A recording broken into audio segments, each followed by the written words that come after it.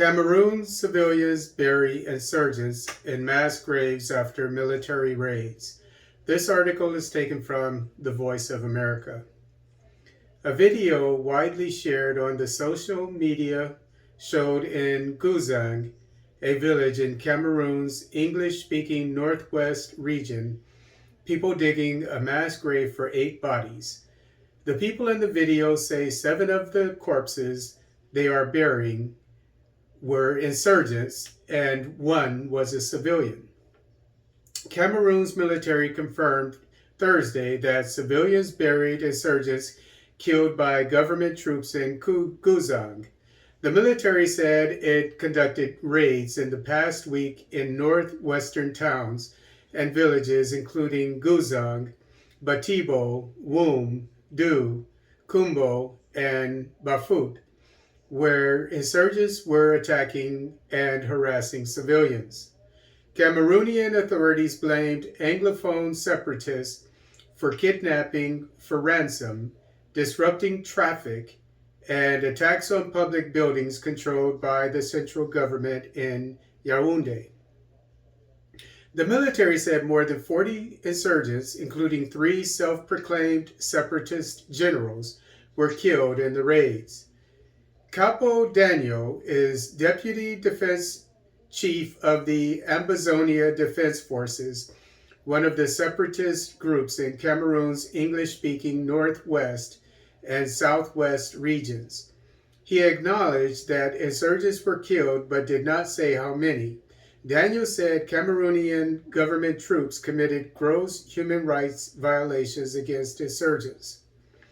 Daniel said insurgents killed several government troops. He added that separatists will not surrender in their fight to gain what he calls the freedom of the English-speaking minority from the French-speaking majority Cameroon.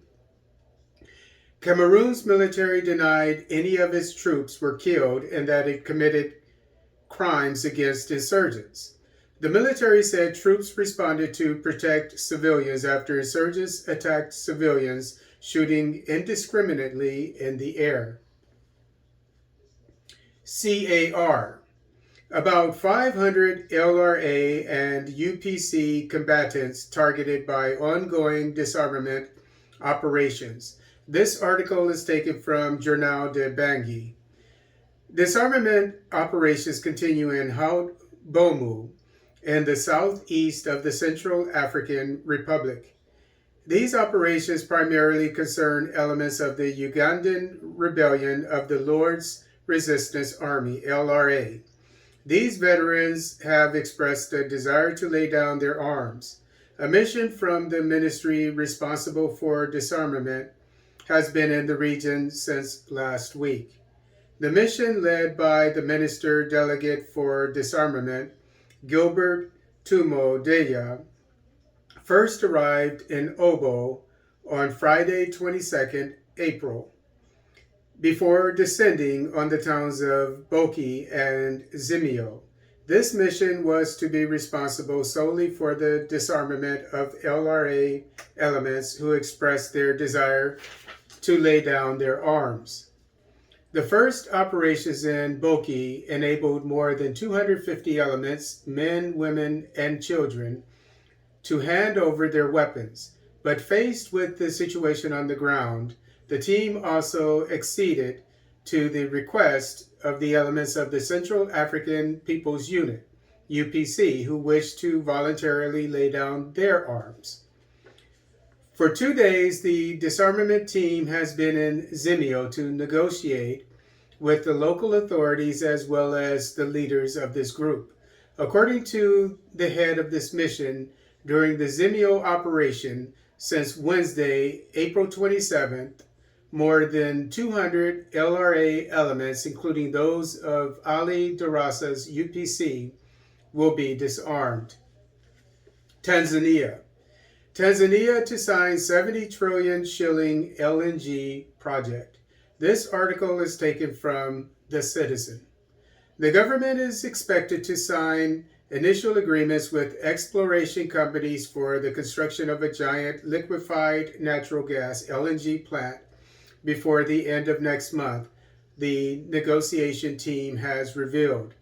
The team of experts is currently in negotiations with 5 oil and gas firms: Shell, Equinor, ExxonMobil, Pavilion, and Ophir, on the 30 billion, 70 trillion shilling project to be implemented in Lindi region.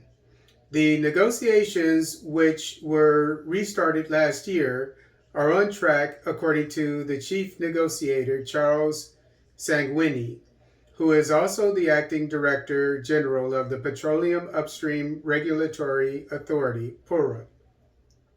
Natural gas reserves, estimated at more than 57 trillion cubic feet, have so far been discovered in Tanzania, both offshore and in the Indian Ocean. The negotiations resumed last November after they were suspended by the government in August 2019 to allow a review of the country's Production Sharing Agreement (PSA) framework. The project is a collaboration between Tanzania Petroleum Development Corporation (TPDC) and international oil and gas companies (IOCs). Sanguini said the process would take 2 to 3 years to complete before negotiators arrive at the final investment decision (FID) and start mobilizing the funds needed to implement the project. He said actual construction would take another 4 to 5 years before operations commenced. Sanguini added that more than 5,000 jobs would be created during the construction phase, with another 4,000 to 6,000 jobs being created when operations begin.